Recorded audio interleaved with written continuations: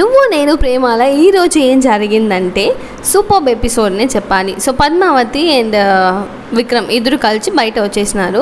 వచ్చి ఎక్కడో దాముకొని ఉన్నారు. అప్పుడు కరెక్ట్గా డ్రెస్ చినిగిపోయింది పద్మావతికి. అది చూసిన విక్రమ్కు అయ్యో డ్రెస్ చినిగిపోయిందా ఉండని ఒక సంచుల నుంచి ఎత్తుకొని వస్తున్నారు. సో అది నాకు సరిపోతుందని కూడా పద్మావతి ఆమె చెప్తున్నది.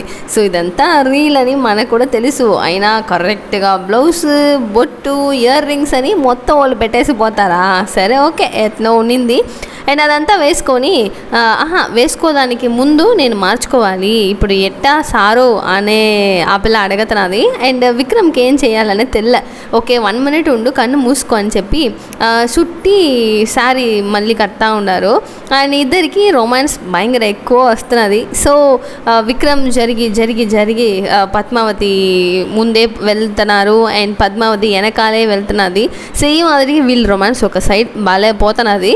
అండ్ ఇంకా ఒక సైడ్ అట్నే స్క్రీన్ తిప్పి చూసినామంటే అక్కడ ఉండదు తిప్పేదానికి కథ. సో అక్కడ ఏం జరుగుతున్నదంటే పద్మావతి అమ్మ వచ్చి భయంకరంగా ఏడుస్తున్నది. నా బిడ్డ ఎక్కడ పోయిందని తెలియదు, ప్లీజ్ కంప్లైంట్ అన్నా ఇవ్వండి అని. అప్పుడు నాగరాజు ఏం చేస్తున్నాడంటే ఓకే నేను కంప్లైంట్ ఇస్తాను, మనం ఏదైనా చేస్తామని పోలీస్ స్టేషన్కి ఫోన్ చేస్తామని చూస్తున్నారు. అప్పుడు కరెక్ట్గా మురళి వచ్చేసి లేదు ప్లీజ్ నేను చెప్పేది ఏంటండి, పద్మావతికి అది పెద్ద ప్రాబ్లం అయిపోతుంది. పద్మావతి ఇంటికి వచ్చేది నా రెస్పాన్సిబిలిటీ, నాకు తెలుగు అంతగా రాదు, ప్లీజ్ అదే చేసుకోండి. సో నా రెస్పాన్సిబిలిటీ, నేను తొడుకొని వచ్చేస్తాను, నేను తీసుకొని వస్తానని చెప్పి మురళి కన్ఫర్మ్ చేస్తున్నాడు.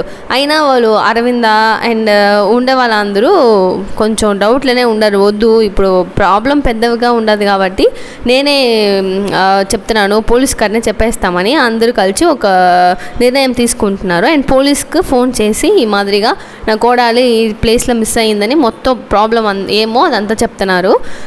సో పోలీస్ కంప్లైంట్ వచ్చిన తర్వాత ఇప్పుడు మురళికి గుండె అయ్యో హార్ట్ అటాకే వచ్చేస్తుంది కావాలా, అంత స్పీడ్గా కొట్టుకుంటున్నది. ఎక్కడ మాట్లాడుకుంటామో ఏమైపోతుందో అని భయంకర భయం చాలా ఎక్కువైపోయింది మురళికి. అండ్ దివ్య కూడా కలిసే ఉండదు కదా, ఇద్దరు మాట్లాడుకుంటే సూపర్గా ఉంటుంది ఎపిసోడ్ని ఎవరు అనుకుంటున్నారో మర్చిపోకుండా లైక్ అండ్ సబ్స్క్రైబ్ చేసుకోండి ప్లీజ్. అండ్ అగైన్ ఇంకా స్క్రీన్లో ఏం జరుగుతున్నదంటే విక్రమ్ అండ్ పద్మావతి. సో ఈ వీళ్ళు చేసేదానికి ఏం లేదా, అదంతా ఓవర్గా లేదా అని చెప్పే దాంట్లో ఉయ్యాలంతా కడుతున్నాడు విక్రమ్. కట్టి పద్మావతి నువ్వు రా దీంట్లో పనుకో అని ఓవర్ సీన్గా ఉండింది అదంతా చూసేదానికి. ఉయ్యాల్లో ఊగతా పద్మావతి నిద్రపోతున్నది అండ్ కింద వచ్చి ఊగతా విక్రమ్ పనుకొని ఉన్నారు. సీన్ ఏమో ఫ్రేమ్లో బాగానే ఉన్నది, అయినా అది కొంచెం మనసులో పెట్టుకొని చూస్తే భలే కేవలంగా ఉండింది. అండ్ మీరు ఈ నా మాదిరిగానే ఫీల్ అయినారా అని మర్చిపోకుండా చెప్పండి. ఇది ఒక సైడ్ పోతా ఉన్నది వీళ్ళ ప్రాబ్లము, వీళ్ళు హ్యాపీ అని ఒక హ్యాపీ లైఫ్తోనే పోతూ ఉన్నారు. అండ్ మార్నింగ్ అయిపోయింది. ఈ ప్రాబ్లం ఇంట్లో అందరికీ ఒక పెద్ద ప్రాబ్లంగానే ఉన్నది.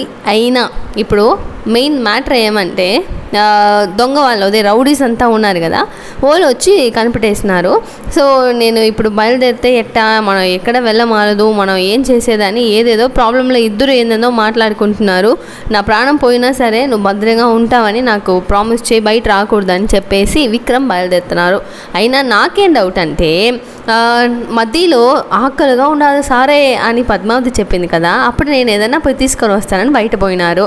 ఆ టైంలో ఏదేదో పోయి అడవిలో ఏం దొరకతుందో అంతా తీసుకొని వచ్చిన ఆ టైంలో అనుకుంటే ఇద్దరు బయలుదేరి సొయ్యని వెళ్ళుండొచ్చు.